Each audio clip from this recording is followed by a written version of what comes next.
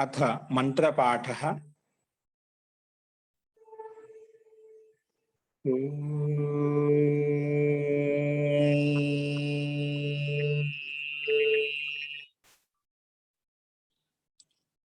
सहनावतु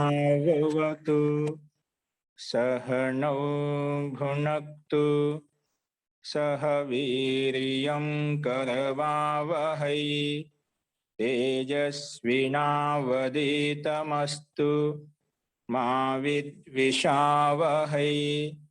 ओम शांति शांति शांति।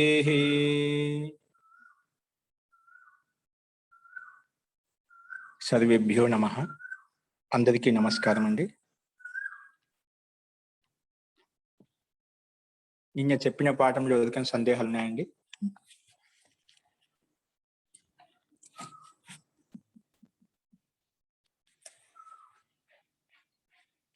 అస్తు ప్రకృతం అంశరామః. మనం అంతిమ అభ్యాసం 60వ అభ్యాసం చెప్పుకుంటున్నాము. అందులో శబ్దకోశం కూడా చెప్పుకున్నాము, నియమాలు కూడా చెప్పుకున్నాము. ఇంకా అందులో కొన్ని నియమాలు ఉన్నాయి.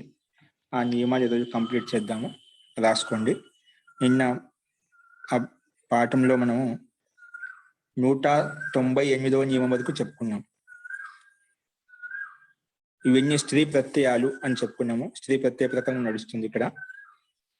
మొట్టమొదటిగా 94వ నియమంలో 194వ నియమంలో అజాద్య తష్ట అకారాంత శబ్దాలతో టా ప్రత్యయం తెచ్చుకున్నాం. అప్పుడు మనకు రూపాలు అజ, కోకిల, క్షత్రియ, వైశ్య ఇలాగా స్త్రీలింగంలోకి మారే పుల్లింగ శబ్దాలు.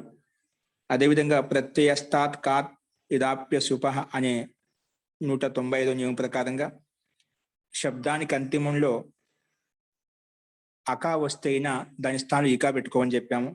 ఎలాగంటే బాలక శబ్దంలో అకా ఉంది, ఆ అకా స్థానం ఇకా పెట్టుకుంటే బాలిక, పాచిక, గాయిక, సాధిక ఇలా రూపాలు ఉంటాయని చెప్పాము. అదేవిధంగా 196 నియమంలో ఉగితశ్చ ఏ ప్రత్యాంతంలో అయితే, ఏ శబ్దానికైతే, ఏ ప్రత్యాంత శబ్దంలో అయితే ఉకారానికి లోపం చేశాము, ఉకారానికి కానీ రుకారానికి కానీ, ఉకారం కానీ రుకారం కానీ లోపు చేస్తే అటువంటి ప్రత్యాంత శబ్దాలతోటి మనకు పఠంతి, లిఖంతి, శ్రీమతి, శ్రేయసి ఇటువంటి రూపాలు తయారవుతాయి అక్కడ చెప్పుకున్నాము. అదేవిధంగా రింగేభ్యో ఇంగీ, ఈ సూత్రం ఎప్పుడు ఇంగీ ప్రత్యయం ఎప్పుడు వస్తుందంటే నకారాంత శబ్దాలతోటి కానీ రుకారాంత శబ్దాలతోటి ఇంగీ ప్రత్యయం తెచ్చుకుంటాము. అప్పుడు కర్త్రి, హర్త్రి, ధర్త్రి ఇలా రూపాలు ఉన్నాయి. నెక్స్ట్ 198వ నియమంలో షిద్ గౌరాదిభ్యశ్చ, గౌరాది గణంలో ఏ శబ్దాలైతే మహర్షి పాణి గణపాఠంలో ఇచ్చారో ఆ గణంలో ఉన్నటువంటి శబ్దాలన్నితోటి ఇంగ్లీష్ ప్రత్యయం తెచ్చుకున్నాము మనం. అప్పుడు గౌరాది గణంలో ఉండే శబ్దాలు గౌర శబ్దంతో గౌరీ, నర్తకి, మాతామహి, పితామహి ఇలాగా మనం షిద్ గౌరాదిభ్యష్టతోటి ఇంగ్లీష్ ప్రత్యయం తెచ్చుకొని రూపాలు చూశాము. ఇప్పుడు అదే క్రమంలో రాసుకోండి. 199 నియమం రాసుకోండి. జాతేర స్త్రీ, ఇది సూత్రం రాసుకోండి. స్క్రీన్ మీద కనిపిస్తుంది, చూసి రాసుకోండి. జాతేర స్త్రీ, రౌండప్ చేశాను చూడండి. జాతేర స్త్రీ, ఇది చాలా ఉంది సూత్రము, కాబట్టి సంకేతం మాత్రం ఇక్కడ పూర్తిగా చెప్పడం లేదు.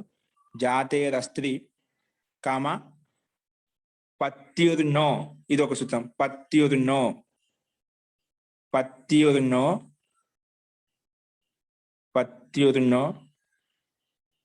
మళ్ళా ఇంకో సూత్రం యూనస్తి. ఇంకా 2-3 సూత్రాలు ఇంకా కలిశాయి. అంటే వీటి అన్ని సూత్రాల యొక్క అభిప్రాయం ఇక్కడ చెప్పుకోబోతున్నాము. అంటే చాలా పత్రాలు ఉన్నాయి ఇక్కడ. జాతేర స్త్రీ, ఇంకోటి దానికంటే ముందు పుంయోగా ఉందండి. నేను ముందు చెప్పిన ఒక శబ్దం మిస్ చేశాను, కింది శబ్దం చెప్పాను, రాసుకోండి.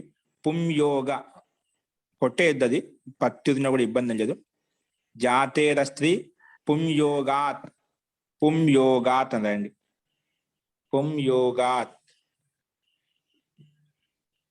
ఇప్పుడు బ్రాకెట్లో పెట్టుకోండి. జాతేర స్త్రీ పుంయోగాత్ పత్యుర్నో ఎనస్తి, అది కూడా బ్రాకెట్లో పెట్టుకోండి. అంటే ఇక్కడ ఎందుకు కింది సూత్రంలో ఇచ్చాను. 200 సూత్రం అదే మహోదయ. 200 సూత్రం, అందుకే అక్కడ కింద రాసుకుంటాం కాబట్టి ఊరికే సామాన్యంగా దాన్ని కింద రాసుకుందాం. అస్తు, రాసుకోండి. జాతివాచక శబ్దాలతోటి, జాతివాచక శబ్దాలతోటి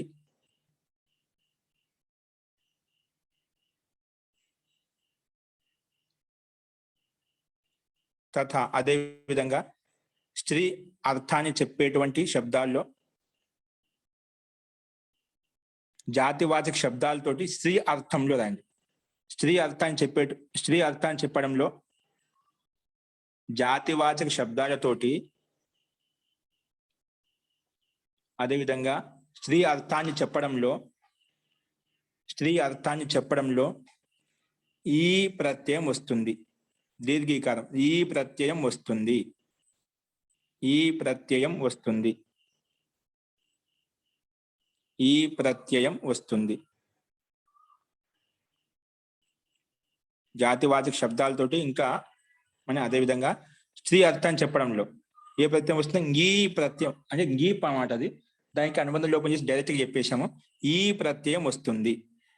ఈ ప్రత్యయం వస్తుంది. అస్తు. వీటికి సంబంధించి ఎగ్జాంపుల్స్ ఎలా ఉంటే రాసుకోండి. బ్రాహ్మణి యొక్క స్త్రీ ఏంటి? బ్రాహ్మణి యొక్క స్త్రీ, బ్రాహ్మణస్య స్త్రీ బ్రాహ్మణి అంటామట. బ్రాహ్మణి యొక్క స్త్రీ అంటే బ్రాహ్మణి.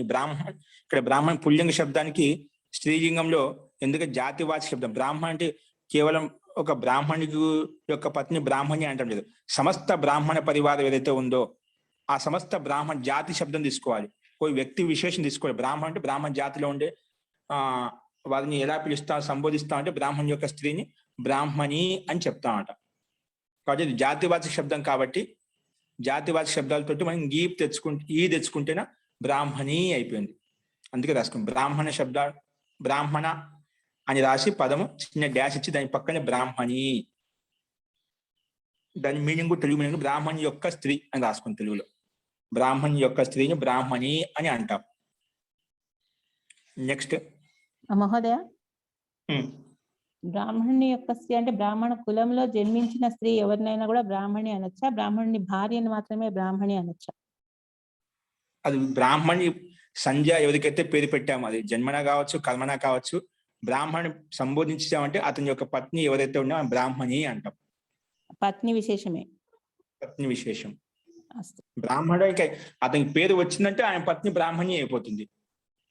అది వాళ్ళు కులపరంగా జన్మపరంగా ఏదైనా తీసుకోవచ్చు. కర్మన కూడా బ్రాహ్మణుడు అవుతాడు, జన్మన కూడా బ్రాహ్మణుడు. లోకంలో జన్మన బ్రాహ్మణుడే ప్రసిద్ధము. కర్మతో కూడా బ్రాహ్మణుడు అవుతాడు.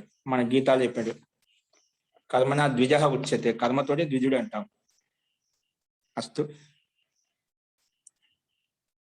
అదేవిధంగా శూద్రి యొక్క పత్ని శూద్రి అంటాం. శూద్ర శబ్దంతో శూద్రి అవుతుంది. ఈ ప్రత్యయం తీసుకొస్తే స్త్రీలింగంలో. అదేవిధంగా గోప శబ్దంతో గోపి అవుతుంది. గోప శబ్దంతో గోపి. ఇలాగా ఏదైనా పుల్లింగ శబ్దం తీసుకుంటే దానికి స్త్రీలింగంలో ఈ తీసుకొచ్చాం అనుకోండి, అప్పుడు స్త్రీలింగంగా మారిపోతుంది. ఆ శబ్దాన్ని పుల్లింగ శబ్దం స్త్రీలింగంగా మారిపోతుంది. గోప శబ్దం గోపిగా మారిపోయింది. అలాగే అన్యం తీసుకోండి. నెక్స్ట్ మృగ శబ్దంతో మృగి అలా వచ్చింది. పశువులలో మృగ శబ్దానికి స్త్రీలింగంలో ఈ ప్రత్యయం తీసుకొస్తే మృగి. మృగ శబ్దానికి మృగి. నెక్స్ట్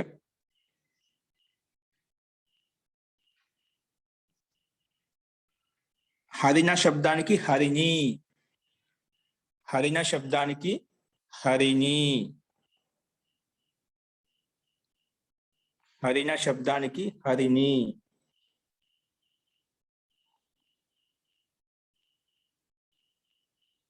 హరిణ శబ్దానికి హరిణి. నెక్స్ట్ సింహ శబ్దానికి సింహి. సింహి. వ్యాఘ్ర శబ్దానికి వ్యాఘ్రి. అన్నిటికీ కేవలం స్త్రీలింగంలో ఈ తీసుకొచ్చి దాన్ని చేర్చి రాసామన్నమాట. ఈ ప్రత్యయం కలిపేసరికి ఇలా వచ్చింది. సింహ శబ్దానికి సింహి.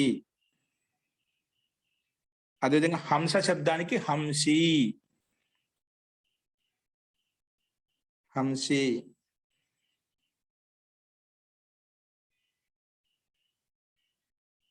హంస శబ్దానికి హంసి. అదేవిధంగా మార్జార శబ్దానికి మార్జారి. మార్జారి అంటే పిల్లి. స్త్రీలింగంలో మార్జారి దీర్ఘికారం. అన్ని దీర్ఘికారాంతాలండి. మార్జార శబ్దంతో మార్జారి. ఇవన్నీ జాతివాద శబ్దాలు. ఇప్పుడు సింహము, వ్యాఘ్రం, ఇవన్నీ హంస, ఇవన్నీ ఒక జాతి విశేషంగా ఉన్నాయన్నమాట. ఇవన్నీ జాతివాద శబ్దాలు కాబట్టి స్త్రీలింగంలో మనం ఈ తీసుకొచ్చామన్నమాట. చూడండి, మృగజాతి ఉంది. ఓన్లీ ఒక మృగానికి విశిష్టానికి చెప్పలేదు మృగి అని చెప్పి. ఎన్నైతే మృగాలు దాంట్లో ప్రకారాలు ఉన్నాయన్నమాట. దాంట్లో అన్నిటి మృగి అంటాం. సింహ జాతిలో సింహి అంటాం. అలాగే మార్జారలో మార్జారి అంటాం. కాబట్టి ఇవన్నీ జాతివాద శబ్దాలుగా సమూహ జాతి మొత్తానికి మనం ఇట్లా జాతివాద శబ్దాలు ఏ వచ్చినా కూడా అక్కడ మనము స్త్రీలింగంలో ఈ ప్రత్యయం తెచ్చుకుంటే ఈ రకంగా రూపాలు తయారవుతాయి. అస్తు. ఇప్పుడు నియమం 200 రాసుకోండి. నియమం 200 రాసుకుని ఇంద్ర వరుణ, ఇది సూత్రం అండి. ఇంద్ర వరుణ కామ పత్యుర్నో. పత్యుర్నో ఇది ఒక సూత్రము. పత్యుర్నో కామ యూనస్తి. యూనస్తి. యూనస్తి ఇత్యాది. ఇతి ఆది. ఇంకా చాలా ఉన్నాయి దీంట్లో. కాబట్టి ముఖ్యంగా మనం ఇక్కడి నుంచి సంకేతం మాత్రం తీసుకున్నాము. యూనస్తి ఇత్యాది బ్రాకెట్లో పెట్టుకోండి మొత్తం. అంటే ఇప్పుడు ఈ 3 సూత్రాలు చెప్పిన శబ్దాలు అన్నమాట. ఈ శబ్దాలతోటి అంటే ఈ సూత్రాలు వచ్చినటువంటి శబ్దాలతోటి అని అర్థం. ఈ శబ్దాలతోటి ఆ శబ్దాలు కింద చెప్పుకుంటాం మనం. ఈ శబ్దాలతోటి స్త్రీలింగంలో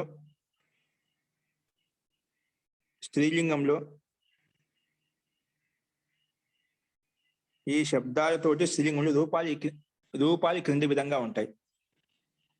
ఈ శబ్దాలతోటి స్త్రీలింగంలో రూపాలు ఈ విధంగా ఉంటాయి. అంటే ఈ క్రింది విధంగా ఉంటాయి. ఈ క్రింది విధంగా ఉంటాయి. ఈ క్రింది విధంగా ఉంటాయి.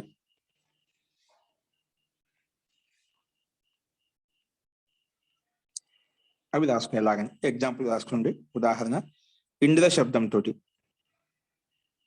ఇంద్ర శబ్దంతో ఇంద్రాణి. ఇంద్రుని యొక్క పత్నిని ఏమంటాం? ఇంద్రాణి అంటాం. ఇంద్రస్య పత్ని ఇంద్రాణి.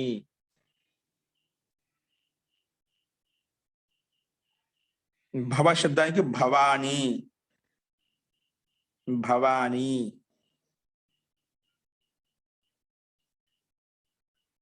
ఇవన్నీ మనకి ఇప్పుడు చెప్పుకునే సంకేత సూత్రాలు ఏవైతే ఉన్నాయో అందులో ఇవ్వబడ్డాయండి. ఆ సూత్రాలు ఏవైతే శబ్దాలు ఇవ్వబడ్డాయో వాటితో మాత్రమే ఇలా తయారవుతాయి. అన్నిటికీ కావాలి మళ్ళా. ఇక్కడ ఈ ప్రత్యయమే, కానీ మధ్యలో కొంచెం మార్పు వచ్చింది. దీర్ఘం వచ్చేసింది, కొంచెం నకారం వచ్చేసింది, అలా కొన్ని మార్పులు ఉంటాయి. ఫస్ట్ రుద్ర శబ్దంతో రుద్రాణి. రుద్ర శబ్దంతో రుద్రాణి.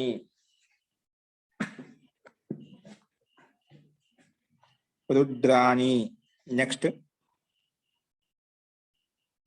మాతులా శబ్దంతో మాతులాని. మాతులాని. మాతుల శబ్దం మాతులాని.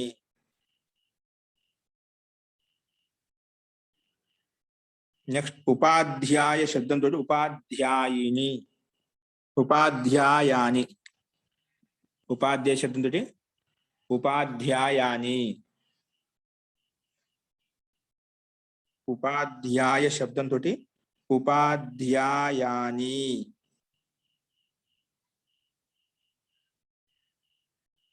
నెక్స్ట్ ఆచార్య శబ్దంతో ఆచార్యాని. ఆచార్య శబ్దంతో ఆచార్యాని.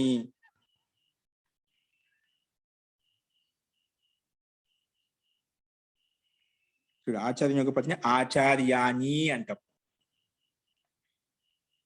ఇక్కడ ఆచార్య యొక్క పత్ని అంటున్నాం ఆచార్యాని. ప్రధాన ఆచార్య ప్రిన్సిపల్ ఎవరైతే ఉన్నారో వారిని ఆచార్య దీర్ఘాకారంతో అక్కడ ఆచార్య అని పిలుస్తాం. సామాన్య ఆచార్య యొక్క పత్ని అయితే ఆచార్యాని అని పిలిచాలి. ఆచార్యాని లేదా ఆచార్య అని కూడా పిలిచవచ్చు. ఆచార్య అని కూడా పిలవచ్చు వికల్పంగా, అది కూడా ఇచ్చాడు. అందుకే పక్కన అది కూడా అండి ఆచార్య అని కూడా పిలవచ్చు. ఆచార్యాని లేదా ఆచార్య. నెక్స్ట్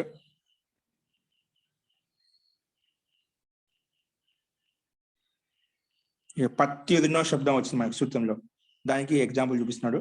ఇంతవరకు ఇంద్ర శబ్దానికి సంబంధించినవి చెప్పాడనమాట. ఇంద్ర వరుణ ఆ సూత్రంలో ఈ శబ్దాలు తయారవుతాయి. ఇప్పుడు పత్యుదినో అనే సూత్రంలో రూపాలు ఎలా ఉంటాయో చూపిస్తున్నాడు. పతి శబ్దానికి పత్ని తయారవుతుంది. పతి శబ్దానికి పుల్లింగ శబ్దం ఇది. పతికి పత్ని.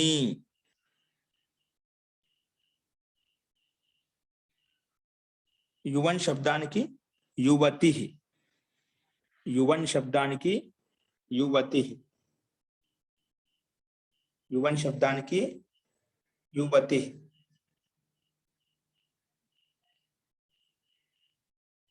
యువన్ శబ్దానికి యువతి. మహోదయ ఇక్కడ దీర్ఘ ఈకారం రాదు కదండి, ఇక్కడ హ్రస్వీకారం వస్తుందా అంటే దీనికి మళ్ళీ హ్రస్వం అయిపోతుంది అన్నమాట. దీర్ఘీకారానికి మనం హ్రస్వం చేస్తాం కానీ డైరెక్ట్ యువతి హ్రస్వీకారం రాసుకో. యువన్ యువతి. స్త్రీలింగ శబ్దం అది కూడా హ్రస్వీకారం అంట యువతి.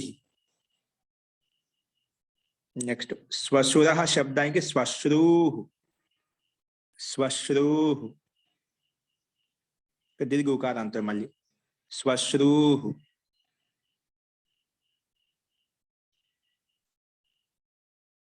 నెక్స్ట్ రాజన్ శబ్దానికి రాజ్ఞి. రాజన్ శబ్దానికి వస్తుంది రాజ్ఞి. రాజన్ శబ్దానికి రాజ్ఞి.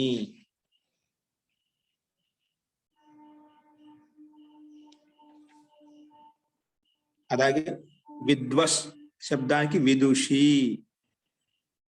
విద్వస్ శబ్దానికి వస్తుంది విదుషి. విదుషి.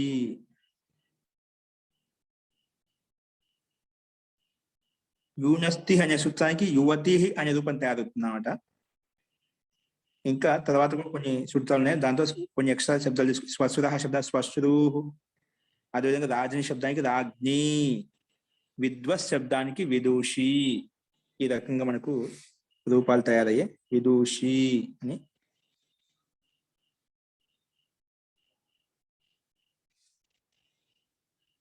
ఈ రకంగా మనం అభ్యాసం 200లో ఉన్నటువంటి నియమాలు కూడా స్త్రీలింగ రూపాలు ఎలా ఉంటాయని కూడా కొన్ని ప్రసిద్ధమైన ముఖ్యంగా ఇంకా చాలా ఉన్నాయి. కొన్ని మాత్రమే మనం ఇట్లా సంకేతం ఈ రకంగా ఉంటాయి స్త్రీలింగ రూపాలను తెలుసుకోవడానికి మాత్రమే. స్త్రీ ప్రత్యయాలు వచ్చినప్పుడు రూపం ఎలా ఉంటుంది, ఎలా మార్పులు వస్తాయి, అట్లా కొన్ని కొన్ని ముఖ్యమైనవి మనకు ఒక్కొక్క మోడల్ సంబంధించి అకారంతో వచ్చిన రూపాలు ఎలా ఉంటాయి, అదే ప్రకారం ఇకా వచ్చినప్పుడు ఎలా ఉంటుంది, గీపు వచ్చిన ఏ విధంగా ఉంటుంది, హ్రస్వం వచ్చిన ఏ విధంగా ఉంటుంది అని కొన్ని మనకు సంకేత మాత్రంగా పరిచయం కోసం మనం కొన్ని నేర్చుకున్నాం. ఈ రకంగా ఉంటాయని చెప్పి ఈ రకంగా అభ్యాసం 60లో ఉన్నటువంటి శబ్దకోశము ఇంకా నియమాలు కూడా పూర్తిగా కంప్లీట్ చేసుకున్నాము. ముఖ్యంగా మనకి ఇంతవరకు 200 నియమాలు ఉన్నాయి. ఈ రచనానువాద కౌముదిలో 200 నియమాలు మనము చెప్పుకున్నాము. ఈ 200 నియమాలు మీరు బాగా ప్రాక్టీస్ చేశారనుకోండి, మళ్ళీ కూడా చదువుకుంటున్నారంటే రివిజన్ చేసుకుంటే ఇంకా చాలా బాగుంటుంది. ఈ నియమాలు మనకు బాగున్నాయంటే మనకు వాక్య నిర్మాణంగా పటుత్వం వస్తుంది. కాబట్టి వీటిని చూసుకుంటూ ఉండండి. ఇప్పుడు ఈ నియమాలకు సంబంధించి మనం వాక్యాలు రాసుకోండి. ఈ స్త్రీ ప్రత్యయాన్ని ఉపయోగించి వాక్యాలు ఏ రకంగా ఇచ్చాడు అనేది అభ్యాసం 60లో ఉన్నటువంటి వాక్యాలు చెప్పుకుందాం. ఇక్కడ సంస్కృత వాక్యాలు ఉన్నాయి, రాసుకోండి, పర్వాలేదు, కొన్ని ఉన్నాయి, అవి కూడా రాసుకోండి. ముందుగా అభ్యాసం 60లో ఈ శబ్దకోశం నియమాన్ని ఉపయోగించి వాక్యాలు రాసుకోండి. మొట్టమొదటిగా అస్యాం నగర్యాం, అస్యాం నగర్యాం, అస్యాం నగర్యాం బ్రాహ్మణ్యః, అస్యాం నగర్యాం బ్రాహ్మణ్యః క్షత్రియాః, క్షత్రియాః వైశ్యాః, వైశ్యాః అస్యాం నగర్యాం బ్రాహ్మణ్యః క్షత్రియాః వైశ్యాః, వైశ్యాః శూద్రాశ్చ, శూద్రాశ్చ, శూద్రాశ్చ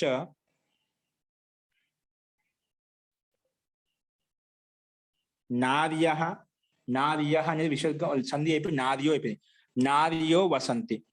అస్యాం నగర్యాం బ్రాహ్మణ్యః క్షత్రియాః వైశ్యాః శూద్రాశ్చ, స్క్రీన్ మీద తీసుకోండి, శూద్రాశ్చ నార్యో వసంతి, నార్యో వసంతి,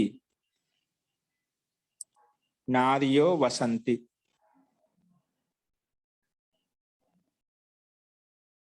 అస్తు. రెండో వాక్యం రాసుకోండి. అస్మిన్ ఉద్యానే, అస్మిన్ ఉద్యానే, అస్మిన్ ఉద్యానే మనోహారిణ్యః, మనోహారిణ్యః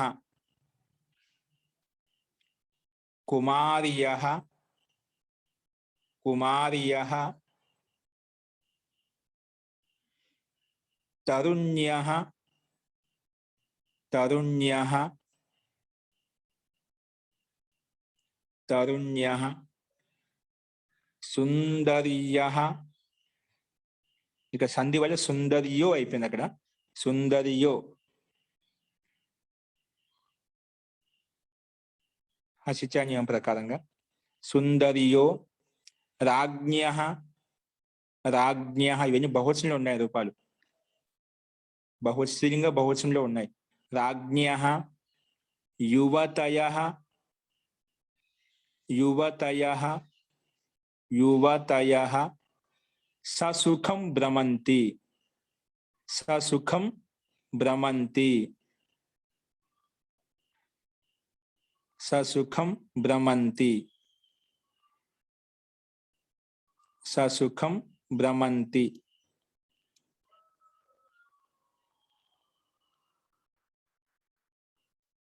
అస్మిన్ ఉద్యానే మనోహారిణ్యః కుమార్యః తరుణ్యః సుందర్యో రాజ్ఞః యువతయః, యువతయః ససుఖం, ససుఖం భ్రమంతి, ససుఖం భ్రమంతి, ససుఖం భ్రమంతి. ఇది రెండో వాక్యం. మూడో వాక్యం రాసుకోండి. గురుకులస్య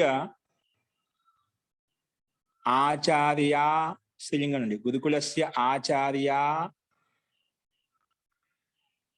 బాలికా, బాలికాః, గురుకులస్య ఆచార్య బాలికాః పాఠయతి,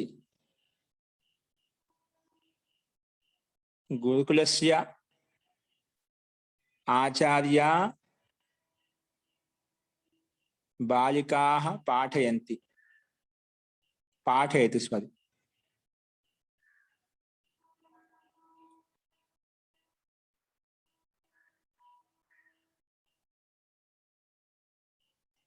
గురుకులస్య ఆచార్య బాలికాః పాఠయతి.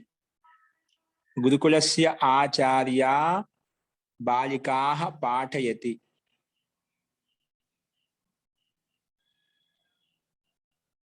ఆచార్యాని దాంట్లో కండి ఆచార్యాని ఆచార్యం సేవతే.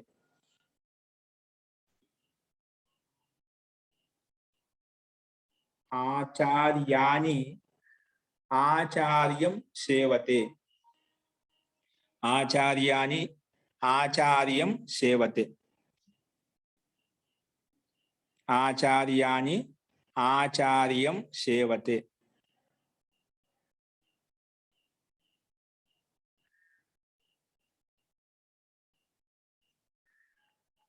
ఇది మనకి 3వ వాక్యం. ఇవి సంస్కృత వాక్యాలు. అభ్యాసం 60లో ఉన్నటువంటి 3 వాక్యాలు. ఇప్పుడు తెలుగు వాక్యాలు రాసుకోండి. తెలుగు వాక్యాలు. మహాత్మా గాంధీ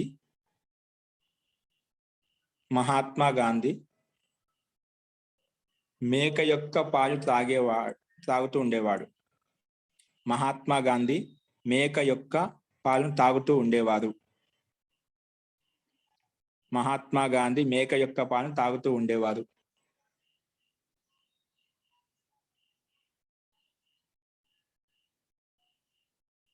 నెక్స్ట్ సరోజినీ నాయుడు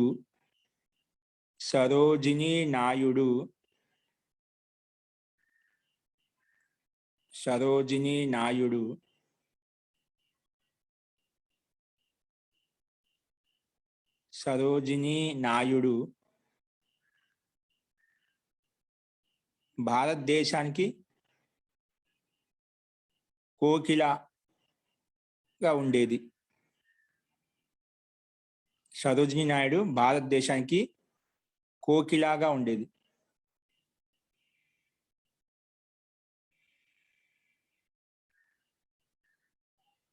సరోజినీ నాయుడు భారతదేశానికి కోకిల ఉండేది.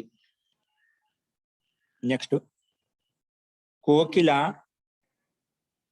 మధుర స్వరంతో పాడుతుంది. కూస్తుంది. కోకిల మధుర స్వరంతో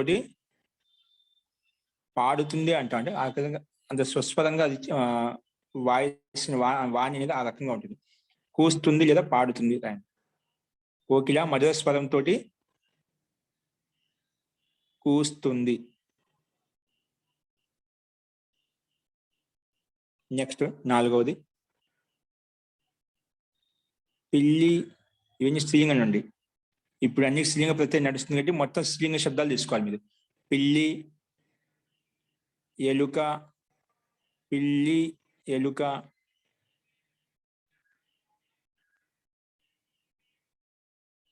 పిల్లి మరియు ఎలుకలు,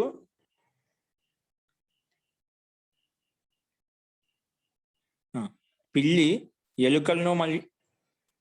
ఎలుకలను తింటుంది. అంటే మగ ఎలుకలను ఆడ ఎలుకలను మొత్తాన్ని తింటుంది అన్నమాట. స్త్రీ పురుషాలను తింటుంది. పిల్లి ఎలుకలను ఆడ ఎలుకలను తింటున్నది. పుల్లింగ స్త్రీలింగం 2 తీసుకునేది అంటే 2 రాయాలి. పిల్లి ఎలుకలను ఎలుకలి తెలుగు స్త్రీలింగంలో ఎలుకని అంటాం. ఏమంటాం దానికి ఇంకా విశేషంగా పేరు చెప్పలేం. దాంట్లో మనం సంస్కృతిలో అయితే చెప్పచ్చు. ఆడ ఎలుక అనొచ్చు. ఆడ ఎలుకలు, ఎలుకను ఆడ ఎలుకలను తింటున్నది.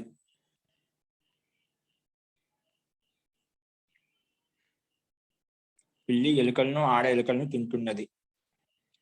నెక్స్ట్ ఈ తరగతిలో ప్రభ సర్వప్రథమమైనది. అంటే అందరికన్నా ప్రథమంగా ఉంటుంది. సర్వప్రథమమైనది. ఈ కక్షలో ప్రభ అని ఒక స్త్రీ. అందరికంటే ప్రథమమైంది, సర్వప్రథమమైనది అంటే ప్రథమంగా ఉంది అనమాట. సర్వప్రథమంగా ఉంది అటు రాయండి. ఈ కక్షలో ప్రభ సర్వప్రథమంగా ఉంది. విభా ద్వితీయంగా ఉంది. విభా ద్వితీయంగా ఉంది. ఇంకా సునీత తృతీయంగా ఉంది, అంటే తృతీయ స్థానంలో ఉంది. అలా తీసుకోవచ్చు, సందర్భం ఏదైనా కావచ్చు. అది తృతీయ స్థానంలో ఉంది, తృతీయంగా ఉంది.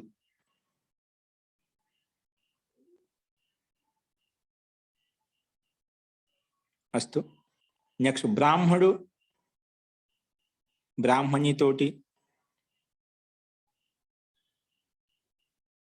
బ్రాహ్మడు బ్రాహ్మణి స్త్రీలతోటి, బ్రాహ్మణుడు బ్రాహ్మణి స్త్రీలతోటి, క్షత్రియుడు క్షత్రియ స్త్రీలతోటి, క్షత్రియుడు క్షత్రియ స్త్రీలతోటి, వైశ్యుడు వైశ్య స్త్రీలతోటి,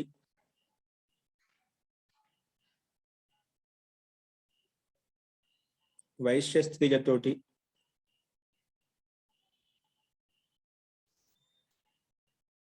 ఇంకా శూద్రులు శూద్ర స్త్రీలతోటి వివాహం చేసుకుంటారు. శూద్రులు శూద్ర స్త్రీలతోటి వివాహం చేసుకుంటారు. అంటే మిగతా వాళ్ళు చేసుకోకూడదా? అక్కడక్కడ మనకి విపరీతంగా కనిపిస్తుంటాయి కదా. ఇప్పుడు వర్తమానంలో అయితే జనరేషన్ చాలా అన్ని విపరీతంగా నడుస్తున్నాయి, ప్రేమ వివాహాలు అని చెప్పి. అంటే ఇవి అప్పుడు కూడా నడిచేవి, స్వయం వర వివాహాలు చెప్పి అప్పుడు నడిచేవి, కొత్తగా ఏం కాదు, అప్పుడే ఉండేటివి. అంటే ఇలా చేసుకోవడం వల్ల ఎలా అవుతుందంటే ఏ జాతికి ఏ వర్ణానికి సంబంధించిన వాళ్ళు చేసుకుంటున్న గుణకర్మ స్వభావాలు కలుస్తాయండి. అప్పుడు ఇద్దరికి ఎటువంటి సమస్యలు ఉండవు. ఇప్పుడు క్షత్రియ కులంలో ఉండే వాళ్ళు వైశ్య కులం చేసుకునే వాళ్ళ అలా ఇదిగా ఉండదు, ఎక్కువ ఇచ్చేది. వైశ్యులు కష్టపడినట్టుగా క్షత్రియులు కష్టపడదు. అంటే గుణకర్మ స్వభావాలు తేడా వస్తుందన్నమాట. అప్పుడు పరస్పరం ఒకరికొకరికి అన్యోన్యత ఉండదు, ప్రేమ ఉండదు, కలిసిమెలిసి ఉండలేదు అనమాట. అందుకే సాధ్యమైనంత వరకు గుణకర్మ స్వభావాలు, అందుకే మన జాతి వాళ్ళకి ఇచ్చి పెళ్లి చేసుకోవాలి అని అంటుంటారు. జాతి పరంపర ఎందుకు ఇలా తయారైందంటే ఈ రకం కోసం. గుణకర్మ స్వభావాలు ఉన్న చోట ఎక్కడైనా చేయొచ్చు, ఇబ్బంది లేదు. ఆ గుణకర్మ స్వభావాలు మనకు స్థూలంగా అయితే ఏ జాతికి సంబంధించిన వాళ్ళైతే ఆ జాతికి సంబంధించిన వాళ్ళకి మనకు తెలిసి ఉంటాయి దాదాపుగా, వాళ్ళు అదే విధంగా వాళ్ళు అడ్జస్ట్మెంట్ అవుతుంది అనమాట. అప్పుడు వాళ్ళ దీర్ఘకాలంగా వాళ్ళకి ఎటువంటి ఆటంకాలు ఉండవు. ఆ గుణకర్మ స్వభావాలు కలవడం చోట ఏమవుతుంది, అక్కడ వ్యతిరేకాలు వస్తాయి, అందుకే విడిపోతూ ఉంటారు, విడాకులు తీసుకుంటూ ఉంటారు అనమాట. కాబట్టి ముఖ్యంగా మనం గమనించాల్సిన వివాహాలు చేస్తున్నామంటే పిల్లలకు ఎవరైనా కానీ మనం వాళ్ళ యొక్క గుణకర్మ స్వభావాలు ఏంటి, వారికి వీళ్ళకి ఒకటే అనుకూలంగా ఉన్నాయా లేదా అవి గమనించాలి మనం. అందుకే పెద్దలు పోవడానికి ముందు, వివాహం చేయడానికి ముందు వాళ్ళు ఇటువైపు పెళ్లి కూతురు వైపు కానీ పెళ్లి కొడుకు వైపు కానీ ఎవరు చూస్తున్న అబ్బాయి వైపు కానీ అమ్మాయి వైపు కానీ వాళ్ళు ఇక్కడికి వచ్చి ఎంక్వైరీ చేసుకుంటారు, వీళ్ళు కూడా వచ్చి అక్కడ వాళ్ళతో ఎంక్వైరీ చేసుకుంటూ ఉంటారు పరోక్షంగా వచ్చి. ఎలా ఉంటే వాడంటే ఏం చేస్తుంటారా అన్ని రకంగా. అంటే ఈ రకంగా ఉన్నదంటే మా అమ్మాయి కూడా అడ్జస్ట్ కాలేదు, ఈ రకంగా అబ్బాయి ఉన్నంటే మా అమ్మాయి అడ్జస్ట్ కాగలదు అన్నట్టుగా వీళ్ళు గుణకర్మ స్వభావాల కోసం పెద్దలు అప్పట్లో వీళ్ళు తెలుసుకునేవాళ్ళు. ఇప్పుడు దాదాపుగా అన్ని మన పిల్లలే అన్ని అలవాటు చేసుకుంటున్నారు అనుకోండి, కానీ ఇప్పుడు తగ్గిపోయాయన్నమాట. మొత్తానికి గుణకర్మ స్వభావం ఉండాలి. గుణకర్మ స్వభావాలు కలిసినప్పుడు వాళ్ళ జీవితం అనేది, గృహస్థ జీవనం బాగా గడుస్తుంది. అస్తు. అందుకే తప్పు లేదు జాతి వివాహాలు చేసుకోవడం, కానీ విపరీతంగా నడుస్తుంటాయి, కానీ మనం అనుకూలంగా ఉన్నప్పుడు ఇబ్బంది ఉండదు. ఆహార విషయాల్లో కూడా తేడా వస్తుంది కదా మహోదయ? అన్ని తేడా వస్తాయి కదా. గుణకర్మ స్వభావం అంటే దాంట్లో ఆహార వ్యవహారం కూడా, ఇంకా అక్కడ ఉండే వాతావరణం, వాళ్ళ పరివేశము అన్ని తేడా వస్తాయి అన్నమాట. అస్తు. నెక్స్ట్ బాలిక నవ్వుతున్నది. బాలిక నవ్వుతున్నది.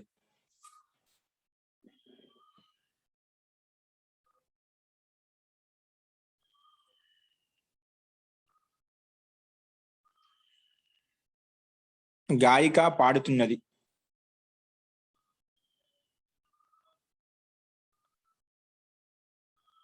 గాయిక పాడుతున్నది.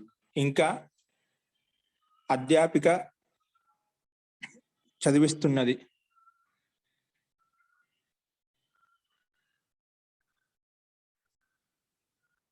అధ్యాపిక చదివిస్తున్నది. నెక్స్ట్ ఆ బాలికలు చదువుతున్నారు. ఆ బాలికలు, నెక్స్ట్ వాక్యం, ఆ బాలికలు చదువుతున్నారు.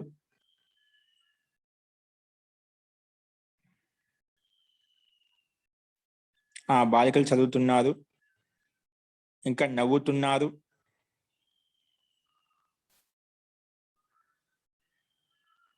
ఇంకా రాస్తున్నారు. ఇంకా రాస్తున్నారు. నెక్స్ట్ 9వ వాక్యం.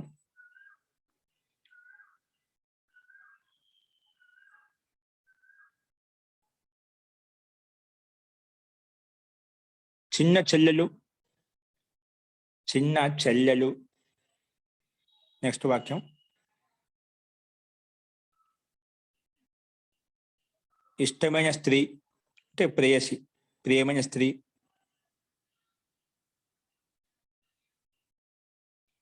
ప్రియమైన స్త్రీ. శ్రేయస్సుడి యొక్క సిద్ధి. శ్రేయస్సుడి యొక్క సిద్ధి. ఇంకా గురుతరమైనటువంటి శ్రేష్టతరమైనటువంటి క్రియ సుఖదంగా ఉంటాయి, సుఖపూర్వకంగా ఉంటాయి. శ్రేష్టతరమైనటువంటి క్రియ అంటే పని సుఖపూర్వకంగా ఉంటాయి.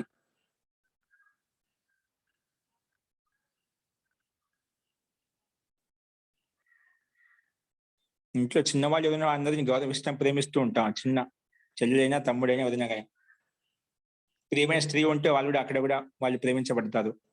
శ్రేయస్సి, శ్రేయస్సి అని చెప్పుకున్నాం కదా, అంటే శ్రేయం అంటారు అనమాట.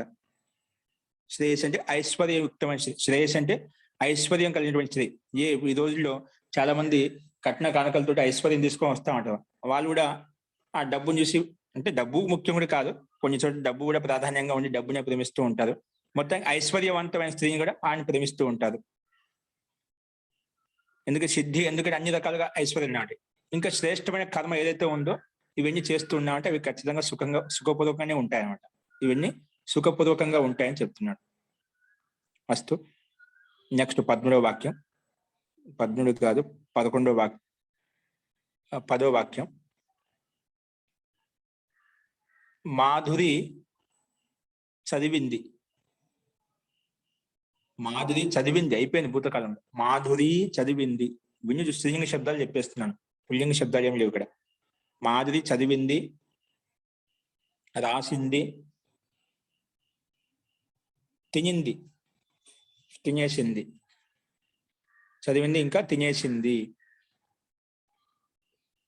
తినేసింది. నెక్స్ట్.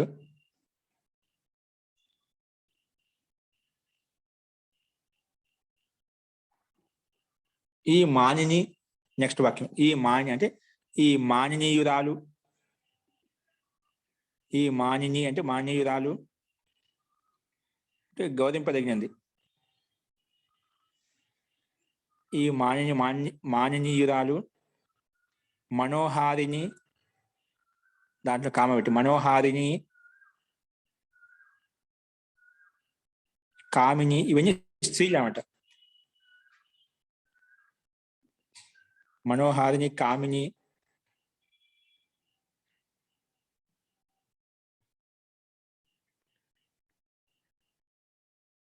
కామిని.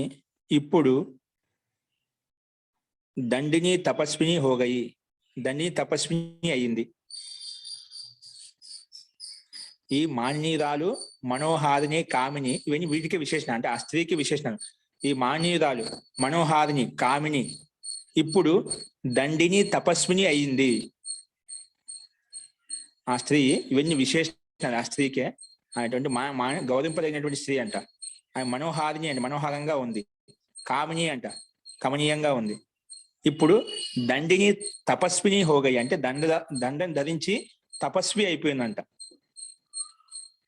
దండిని తపస్విని అయింది. దండయుక్తమైన తపస్విని అయింది. దండయుక్తమైన తపస్విని అయింది.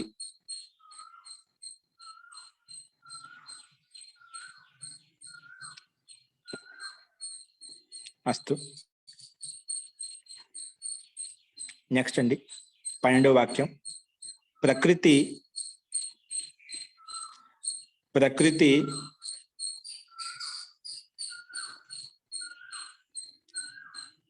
జగత్ యొక్క కర్త. అంటే స్త్రీలింగం. ప్రకృతి జగత్ యొక్క, ప్రకృతి అనేది ఇప్పుడు స్త్రీలింగం కాబట్టి దానికి కర్త అనేది స్త్రీలింగ శబ్దం రాయాలి మనం. ప్రకృతి జగత్ యొక్క కర్త, ధర్త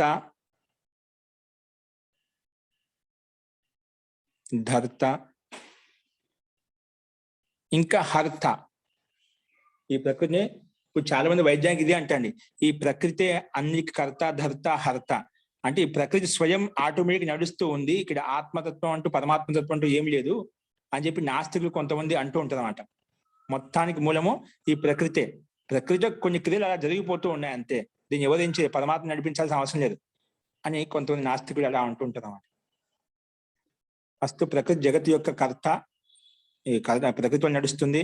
అది ధర్త, ధారణ చేసి ఉంది, ఎలా నడవాలి, ఎప్పుడు ఏ రకంగా చేయాలి, మార్పులు వస్తున్నాయి మనకు. హర్త, మళ్ళీ ఒక టైం వచ్చినప్పుడు ఇది కూడా అంతం అయిపోతుంది, ప్రకృతి నాశనం అయిపోతుంది. అంటే కనిపించేటువంటి దృశ్య జగత్తు అంతా కూడా అది నాశనం అయిపోతుంది. ఇప్పుడు అంతా దృశ్య జగత్తు వ్యక్త రూపంలో ఉంది, ఇప్పుడు నాశనం అయినప్పుడు అవ్యక్త రూపంలో అవుతుంది, నాశనం అవుతుంది, ఏం కనిపించదు అన్నమాట. మనకు ప్రకృతి ఉంది కాబట్టి మనకి ఇది ఒక అస్తిత్వం తెలుస్తుంది. ప్రకృతి లేకపోతే దీని అస్తిత్వం తెలియదు. అందుకే మనం ఏది కావాలన్నా 3 తత్వాలు ఖచ్చితంగా అనివార్యంగా ఉండాలి. కర్త అంటే చేసేవాడు ఉండాలి, మళ్ళా జీవాత్మ అనుభవించేది కాబట్టి ఆ జీవాత్మ కూడా ఉండాలి. చేసేవాడు ఉండేదాకా చేసేవాడు కోసం, అతని కోసం చేసుకుంటే ఇతరుల కోసం చేసుకుంటాడు, అతని కోసం చేసుకుంటా అనుకుంటే ఇతరుల కోసం కూడా ఉంటుంది. అనుభవించడానికి ఆ జీవాత్మ కావాలి.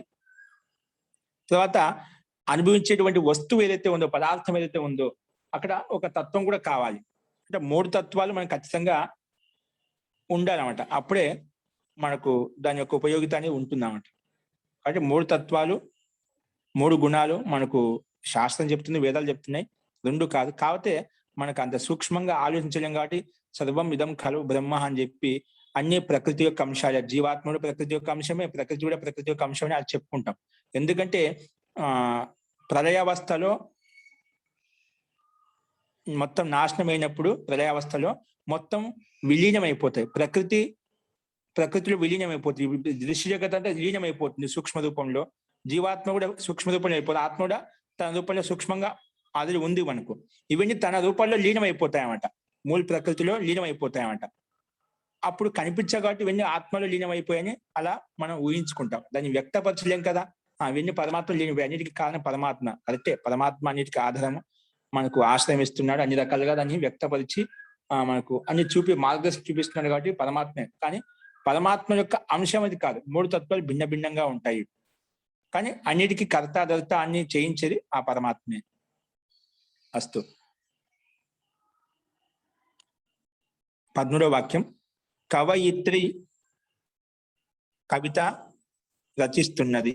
కవయిత్రి స్త్రీ కవిత రచిస్తున్నది.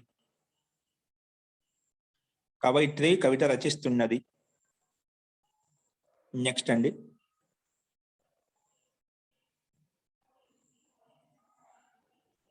మా అమ్మ భార్య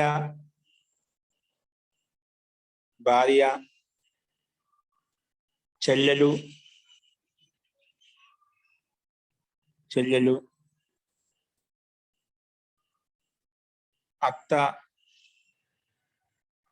అత్త దాది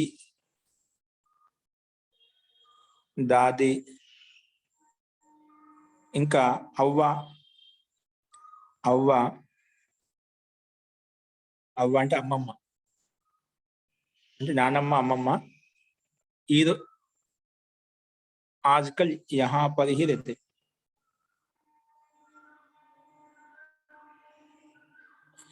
ఈ రోజుల్లో ఇక్కడే ఉంటున్నారు వీళ్ళందరూ కూడా. ఈ రోజుల్లో ఇక్కడే ఉంటున్నారు. నానమ్మ అంటే అవ్వ ఈ రోజుల్లో ఇక్కడే ఉంటున్నారు. ఈ రోజుల్లో ఇక్కడే ఉంటున్నారు. ఈ రోజుల్లో ఇక్కడే ఉంటున్నారు.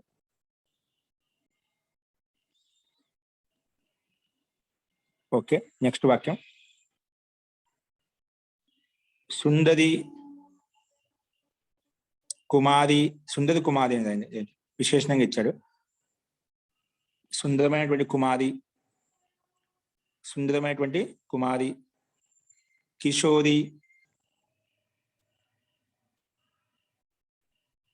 తరుణి, సుందరి కుమారి, కిషోరి, తరుణి,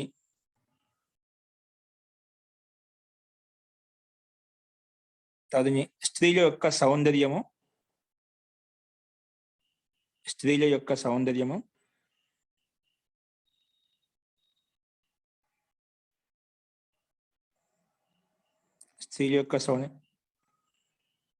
ఎవరి యొక్క మనసుని హరించదు అంటే ప్రశ్న, అంటే ఎవరిని అంటే అందరిని హరిస్తుంది అని తాత్పర్యం. ఈ సుందరమైన స్త్రీలు, కిషోరి ఇంకా తరుణి స్త్రీల యొక్క సౌందర్యము ఎవరి యొక్క మనసును హరించదు, ఎవరి యొక్క మనసును హరించదు అంటే అందరిని హరిస్తుంది తాత్పర్యం. రిషి మహర్షిలో కూడా ఇటువంటి విషయాల్లో మనకు ఇతిహాసం చెప్తూ ఉంటుంది అన్నమాట. సుందరి స్త్రీలు అప్సరస్సులు వచ్చినప్పుడు వాళ్ళు కూడా ఒక్కోసారి మనసు అనేది వికృతంగా అయిపోతుంది అని చెప్పి మనం చూస్తూ ఉంటాం. ఎవరి యొక్క మనసుని హరించదు. అస్తు. వనంలో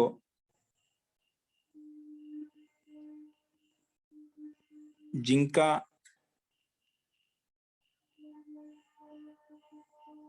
మరియు ఆడజింక, ఆడజింక తోటి, వనంలో జింక ఆడజింక తోటి అంటే మృగము మురుగి తోటి, సింహము సింహి తోటి,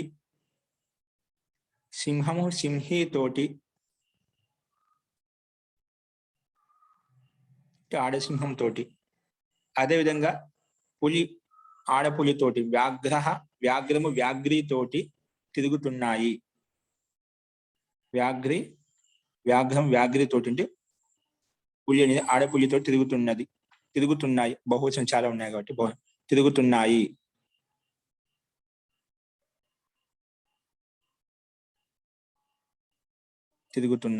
నెక్స్ట్ 17వ వాక్యం. ఇంద్రాణి అంటే ఇంద్రుని యొక్క స్త్రీ, ఇంద్రాణి, భవాని,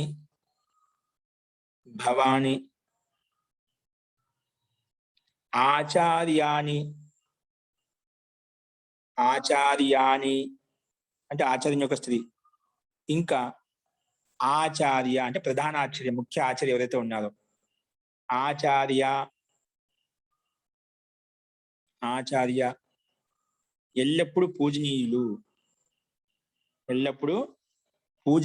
ఎంత కూడా పూజనీయులు అనమాట. ఎల్లప్పుడూ పూజనీయులు.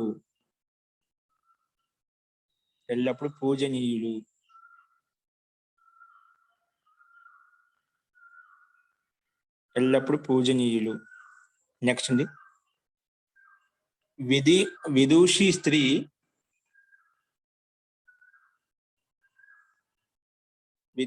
స్త్రీ, రాణి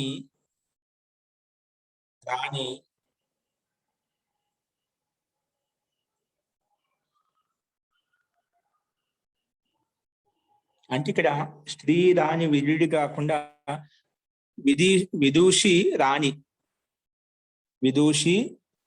లేదా విడివిడిగా విదూషి రాణి రాసుకుంది. విదూషి రాణి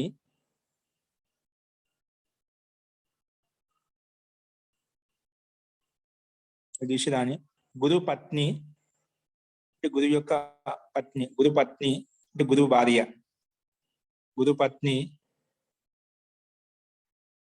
అంటే విదూషి రాణి ఇంకా గురు పత్ని, ఉపాధ్యాయాని తోటి అంటే ఉపాధ్యాయుని యొక్క స్త్రీ తోటి, ఇప్పుడు ప్రధానాచార్యుడు ఉంటాడు, ఉపాధ్యాయుడు ఉంటాడు కదా,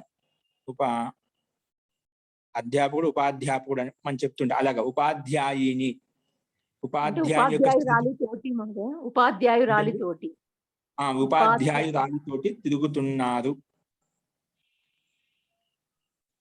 తిరుగుతున్నారు. ఎవరు? విదూషి స్త్రీ మరి గురుపత్ని ఉపాధ్యాయురాలితో, ఉపాధ్యాయురాలు కాదు, ఉపాధ్యాయుని యొక్క స్త్రీతోటి, ఉపాధ్యాయురాలితోటి అంటే ఉపాధ్యాయుని అంటే ఉపాధ్యాయుని యొక్క స్త్రీతోటి, ఉపాధ్యాయుని యొక్క స్త్రీతోటి అంటే ఉపాధ్యాయుని యొక్క పత్ని, ఉపాధ్యాయిని అంట, ఉపాధ్యాయాని అంటామంట, ఉపాధ్యాయాని. ఉపాధ్యాయురాలు అన్నా అనుకోండి, అది సామాన్యంగా స్త్రీ ఉపాధ్యాయులు, అక్కడ భార్య అని అర్థం ప్రాధాన్యత ఉండదు. ఉపాధ్యాయుని యొక్క స్త్రీ అన్నా అనుకోండి, ఉపాధ్యాయుడితో అతని యొక్క స్త్రీ, ఆమె అధ్యాపకురాలే ఉండాలి అనివార్యం అవసరం. అక్కడ భార్యగా ఉండాలి ముఖ్యం, అక్కడ భార్యత్వం ముఖ్యం. ఉపాధ్యాయురాలు అన్నాం అనుకోండి, అది బాగా ఉపాధ్యాయ చదువు చెప్పేటువంటి స్త్రీ అని అర్థం వస్తుంది మనకు. ఒక ఉపాధ్యాయిక. ఇక్కడ ఉపాధ్యాయాని అంటున్నాం కాబట్టి ఉపాధ్యాయుని యొక్క స్త్రీ తోటి తిరుగుతున్నారు. అస్తు. గోపియ కృష్ణుతోటి అంటే గోపికలు, గోపియ అంటే గోపికలు కృష్ణుతోటి ఆడుతున్నారు. గోపియ కృష్ణుతోటి ఆడుతున్నారు. గోపియ కృష్ణుతోటి ఆడుతున్నారు. మహోదయ గోపికలు అనొచ్చా?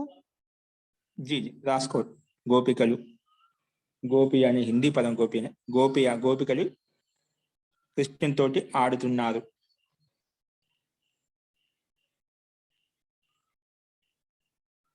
నెక్స్ట్, నవ్వుతున్నటువంటి కుమారి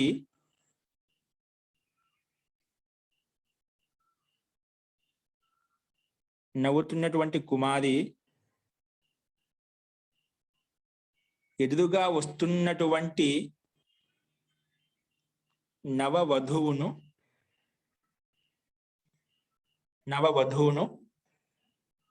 చూసింది. నవ్వుతున్నటువంటి కుమారి ఎదురుగా వస్తున్నటువంటి నవవధువు అంటే కొత్త వధువును చూసింది. కొత్త వధువును చూసింది. కొత్త వధువును చూసింది.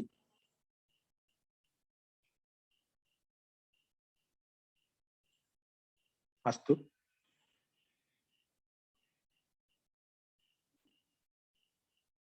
ఇవి మనకు అభ్యాసం 60లో ఉన్నటువంటి సంస్కృత వాక్యాలు, తెలుగు వాక్యాలు అండి. ఈ రకంగా మనకు అభ్యాసం 60లో ఉన్నటువంటి శబ్దకోశాన్ని, నియమాలను ఉపయోగించి వాక్యాలు చెప్పుకున్నాం. ఈ రకంగా మనకు రచనానువాద కౌముదిలో ఉన్నటువంటి కంప్లీట్ గా 60 అభ్యాసాలు పూర్తిగా చేసుకున్నాము.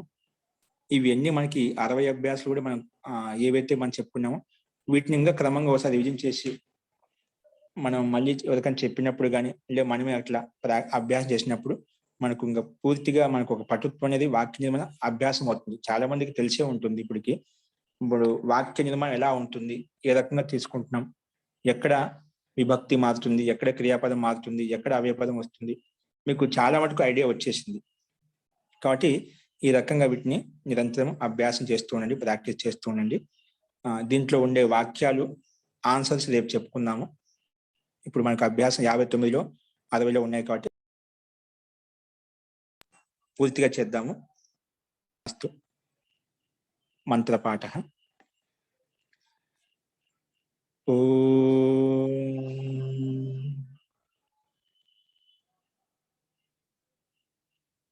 సర్వే భవంతు సుఖినః, సర్వే సంతు నిరామయాః, సర్వే భద్రాణి పశ్యంతు, మా కశ్చిద్ దుఃఖభాగ్ భవేత్.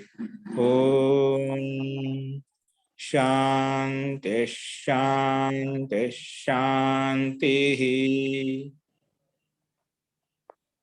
సర్వేభ్యో నమః. అందరికీ నమస్కారం అండి. నమస్కారాలు మహోదయ. ధన్యవాదాలు మహోదయ. ధన్యవాదాలు మహోదయ. నమస్తే. నమస్తే మహోదయ. ధన్యవాదాలు. నమస్తే. ధన్యవాదాలు మహోదయ. నమస్కారం. జీ నమస్తే సార్. నమో నమః మహోదయ. ధన్యవాదాలు. పదాలకు భేదం ఏంటి?